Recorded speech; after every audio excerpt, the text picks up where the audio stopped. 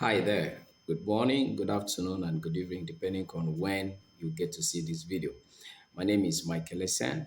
I'm the founder of Michael Essen Online Trading Academy. All right, so today I want to talk about supply and demand, resistance, and support. Are they the same thing? Is there a clear-cut difference between them? And the answer is yes. You'll get to see it and know more of this when we get to the chart.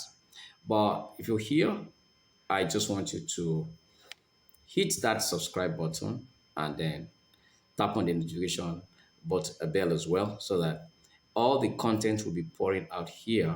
You don't get to miss anyone. And then, of course, go through all other videos. And I want to let you know that the coming videos are going to be mind blowing. They will help you to find your truth. They will help you to find your truth, a pattern or a system of trading that works. However, my VIP mentorship course is available. You can reach out to me through the description section of this video, and then we'll get you started. It's very profitable, and I can assure you that my students are doing very well. Very soon, they will give you their personal live video testimonies of how this class has transformed them.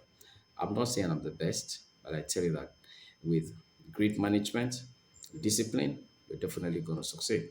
And that's what this is about. But today, let's talk about supply and demand, resistance and support. Are they the same thing? Let's check as we get into class. Stay with me. All right. So now that you're here, let's get to the real thing. We're talking about support and resistance, supply and demand. And the thing is, are they the same thing? How can you trade it? And what is there to know about support and resistance? And of course, how do you trade it? It is very important. So I want you to stay with me. In the course of this class, I'll be sharing with you the difference, the core differences between supply and demand, and of course resistance and support. But I want you to know here now that they are not the same thing. Okay. So first, normally people usually think that resistance and support is just a line. All right. It is not a line. Resistance and support cannot be a line. All right. It's actually like a range, or we call it the base definition of the zone, which means as soon as price gets into that range or into that area that has been marked as a barrier, either going up within the resistance or going down within the support, you can now call that area a resistance area zone or a support area or zone. So then let's look at it critically. Now my chart is before me. I'm going to be showing you some stuff. First and foremost, let's talk about supply and demand. It is important to know and to note that supply and demand are phase levels, right? They are phase levels or zones in which prices are not determined. Okay, so they are clear areas where prices are not determined. Now, we know that supply and demand are the two factors which determine any price in the financial market, whether you're trading forex or you're trading any other instrument or whatever. Okay. Now, talking about supply and demand, this supply and demand zones represents a huge imbalance between sell orders and buy orders at a certain price level. Okay. So what I'm going to draw here is a clear demand zone, right? Now, this zone represents the movement of smart money. I'll try to explain that. Okay. So when smart money comes into trade, uh, there is something to do. These levels are created right after a huge amount of orders are entered into the banking system, thus creating a significant imbalance, or what you call, or you discover what you call IPA, you see the same thing, insignificant price action and all that. Okay, so this imbalance is created between buying and selling orders. So now after the huge imbalance between the buy and the sell order occur, what happens is that price runs away from the original level very fast. And usually you will see that with a long push-up. Usually a long push-up. A long what? Push-up. Usually a long push-up, right? And then very fast. And then ends up leaving many unfilled, orders behind at the supply or the demand level. Like right now, this is the demand level. So what happens is this. When you notice this, first, one of the key things you will notice, I'm going to be very fast. One of the key things you will notice is that there will be a kind of consolidation, right? There'll be what? A kind of consolidation, all right? There'll be kind of consolidation. Now, after the consolidation, you will see a huge momentum. One candle could represent that, or several strong candles, right? So when these orders are taken, price money pushes price very fast away from that level. And so an imbalance is created below, right? Around that price level too. So this becomes a demand level. Remember, before this time, price was not determined. So that's why we say supply and and demand zone are first levels of which prices were not determined. Okay, now follow.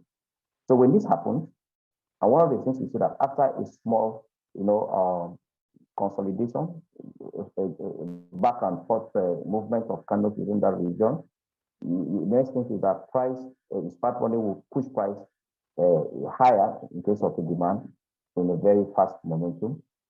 And of course, imbalances would have been created. So the large institutions would then wait in the expectation that their orders will be filled once price gets back in the zone. Okay, because of course the algorithm demands that there must be equilibrium between buy orders and sell orders. So that imbalance has to be filled up. Okay, all right. Now you can go look for videos, or maybe I have to do a video on imbalances sometime. Now to explain the concept of imbalances properly. But whenever this happens, imbalances are created, and the algorithm requires that these imbalances must be filled up. That's why you hear things like pay value gap and all that. Now, when there is pay value, it means there is equilibrium. But when there is pay value gap, it means there is an imbalance. Okay, hope you understand that.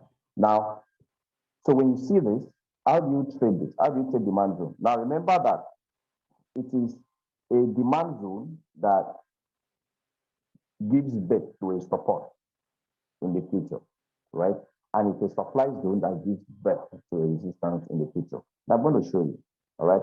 So that's why it is suitable to say that support and resistance, are offshoots of demand and supply, okay? And of course, you can now say that support and resistance are significant levels in the price and the direct offshoot of supply and demand levels. In fact, I can say this also, that all supply and resistance levels were originally, all support and resistance levels were originally supply or demand zone, in which price was already tested a few times. So that's to say that you have to spot a demand zone so that you're able to determine your support zone too. And you should be able to spot a supply zone so that you're able to determine your resistance. Now, however, it is important to understand that the two of them, or these two things, are not the same thing. One would have come up first, undetermined, price has not been determined, which is the supply or the demand, and then the other one comes out as a result of price determination. Okay, so this is what you do. I want to give you the trick. Now, why is supply and demand zone useful or suitable? It is mostly used for people or by traders who don't want to sit watching their trades every now and then. You don't want to be received to their trades, okay? So what you do is that you mark out a demand zone and expect to make an entry in the future. How? Because it is expected that when the imbalances are created, the market somehow will find time to come back to that zone to fill that imbalance. So what you do is that you can say the pending order, or pending whatever, the pending stop or pending order, just to help you make an entry whenever price gets back to that area. So this is what I mean to say. One. So this is a demand level. So what you do is that you take this, okay, and then you take the lower part of it. All right. Now, if you see what is happening here, this was the first demand level where I have this box. You discover that price went away very fast. Okay. Remember, after a back and forth consolidation move, where I have this box, price moved away with strong momentum. That's smart money. And then price keep going up. And then when price came back again in the future, you discover that, you see, it got back into that zone, feel the imbalances that was created at that level when price moved away very fast. And then your the first touch should be your entry point. And then, of course, price went up this way again. And then you see it came back again and then still went up before finally breaking and retracing and coming down. So you see, this created what? Support zone. All right. Now I'll still show you here what happens again. Now, if you check this push up here, after a little back and forth here, push up here is another how do you call it? A demand level. So if you can call this a demand level. Yeah. See that? Okay. Demand level after back and forth. You see it push up here. Price moves away very fast, created an imbalance below, and then the next thing is, what do? You take the top, and then you also take the bottom. When price gets back into that region, it becomes the first touch. Remember, the first touch is your entry. So as soon as price went away and got back here, that becomes another entry. Of course, this created a support base here, and even when price got back here, it tried to push up before price broke the tested that region. You see, that's a very strong zone. Support became resistance. So this was actually a support zone. And this support zone here, was created as a result of this demand level. And so it was after support, it broke support, it tested, and then that support became what? Resistance. And then price got back before coming down. You got that? Okay, so that's it. All right, so that's how to trade. That's how to trade. That is how to trade. That is how to trade. Now, if you check here too, I want to show you why this also became a resistance. If you check what is happening here, you will discover that here, a few consolidations, right? So sorry. A few consolidations here. You see, this back and forth movement, then price moved away fast. See that? Moved away fast, right? So you can draw this to the future, okay? And what's that? Draw this, and then also draw the bottom part, which is already drawn. So as soon as price moves away, the first thought is usually the best entry. This would have been your first entry down here. And then went back the second thought and got back the second entry. So you see, this is a demand. Price moved away very fast, came back again to this level, pushed up again. And then here created a supply level. Price moved away fast. You see that candle, this push candle with a lot of strength here, pushed away, and then price went back. We take that level here. I think it was here, not this one, sorry. It was this point. Let me draw it for you to see. It was this point when price got back to that level. After this, right here. You know, this is the push-up candle that made price push away, so there is an imbalance created around this return. And price got back to that level. And then we had this massive. So this would have been your clear entry. Thus, this is a clear resistance that was sponsored, which is an offshoot of this supply zone. Okay. So you see that supply and demand is not really a line. It's a level that has been created as a predetermined, as a fixed price level. Yeah. Okay, so let's look at other example. Remember that one of the criteria for determining clear demand and supply is that there will be, a kind of a consolidation. Now, this is another one. See here, you can call this a fresh supply zone. You can call this one now a fresh supply zone. What is happening here? Now, price moved away very quickly. Let me remove this one. Oh, no, okay, yeah. Uh, this is a fresh level, okay? A fresh what? Supply level. So price moved away very fast, rapidly here. So what I'll do, if I'm going to take this step at all, is that I'm going to do this, all right?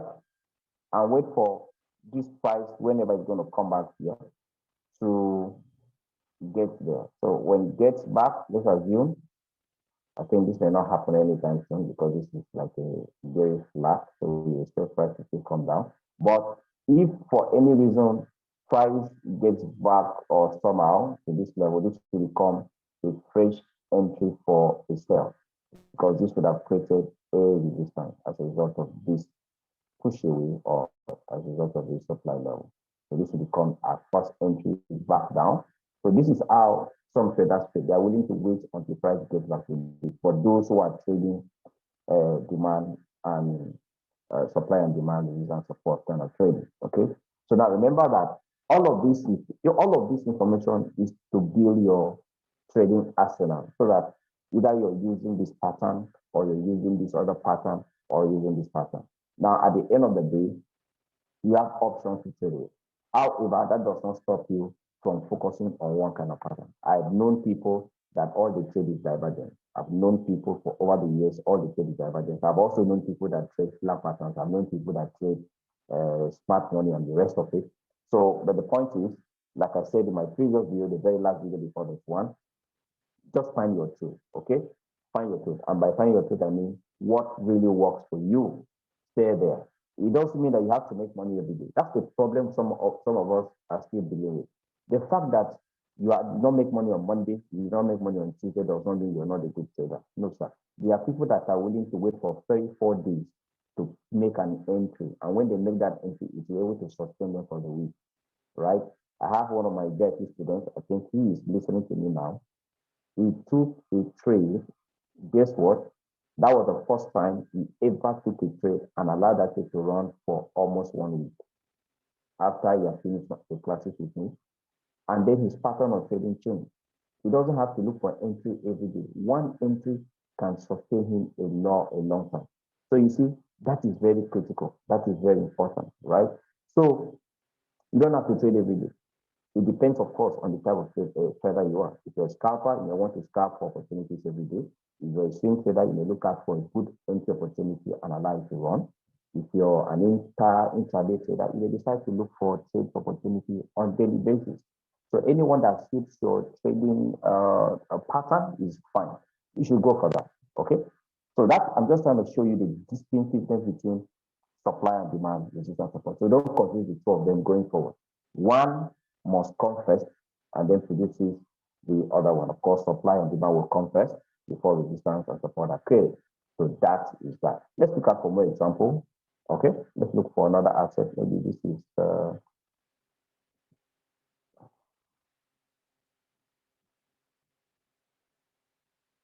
okay. Let's look at for the example. So we need to remove all this. List all.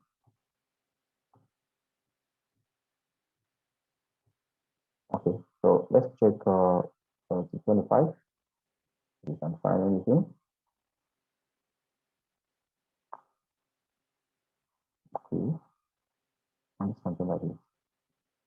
Simple and nice.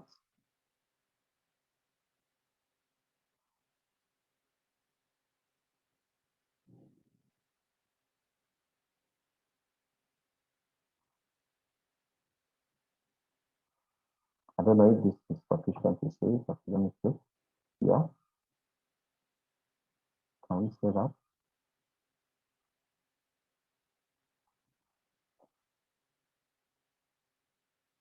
Okay, yeah. Okay.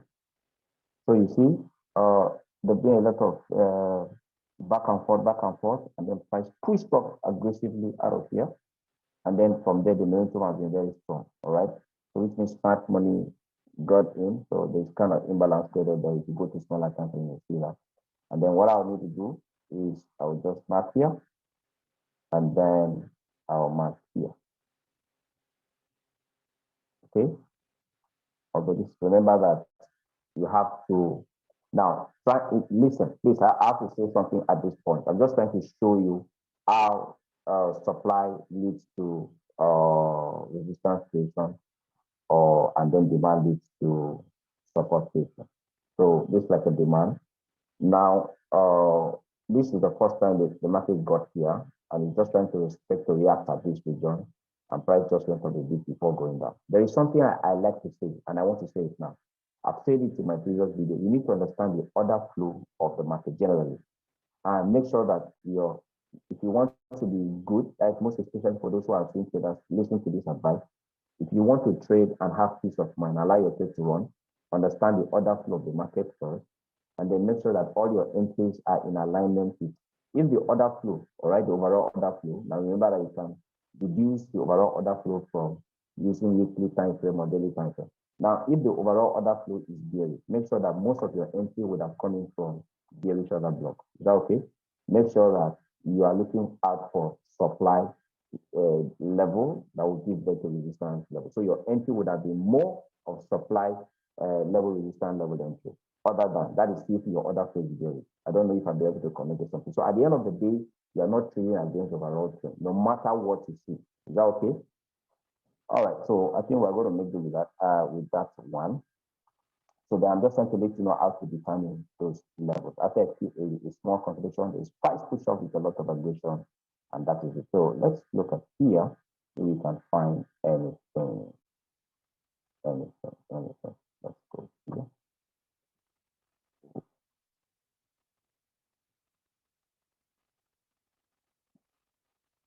Okay. That's that. Here.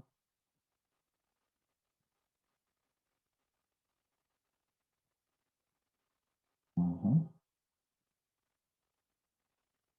Okay. Let's see this. Let's check something. The order flow here has been bullish very recently. Okay. But then I can tell you for sure that okay, I can tell you for sure that this is a demand that has been created. You can watch out for this level in the very future to come. I can assure you that here, okay, it's a demand level. All right, here is a demand level. It's a fresh level. Price has not been determined before, so it's shooting up. It may take time before this comes back, but definitely because of this demand that was created and a few other ones that we created going forward. For example, here, I think I can see another one, the fresh demand level, follow up here. All right, you can see that. Okay, so you can save this.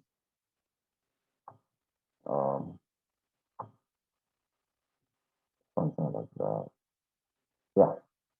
So for any reason, if price comes back to this level, it will react at this level, without creating a strong support. And if it breaks and it takes this level to the downside, there will be another reaction here. So this area will be an area of the area in between here and here, and here will be an area of free fall. So the market comes here after a breaks and testing, you see something like this free. Then from here there will be another resistance. Yeah, another barrier before price will likely come in here, go back or something. So this is likely what's going to happen. But that is if whenever this will desire to come down. Okay, so that's how you determine those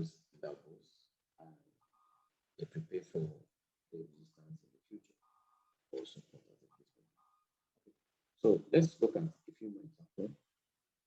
As I do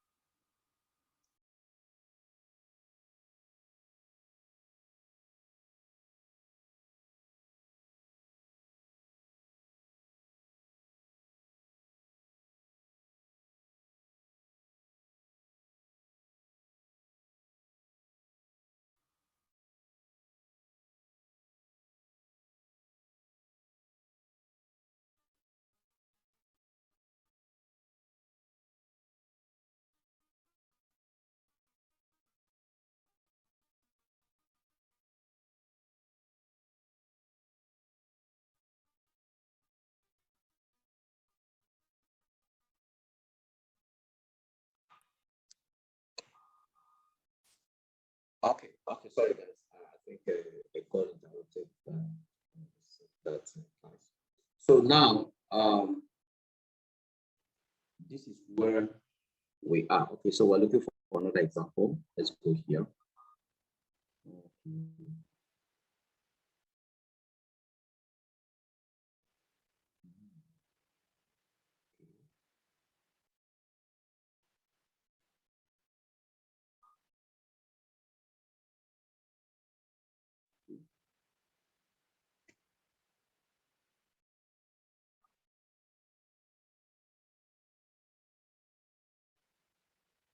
Definitely, there are a lot of demands that is very general. I want to give you an example that makes sense to you. Let's go to easy to check out. Don't always underestimate the other flow. It's very important to make it really more easy.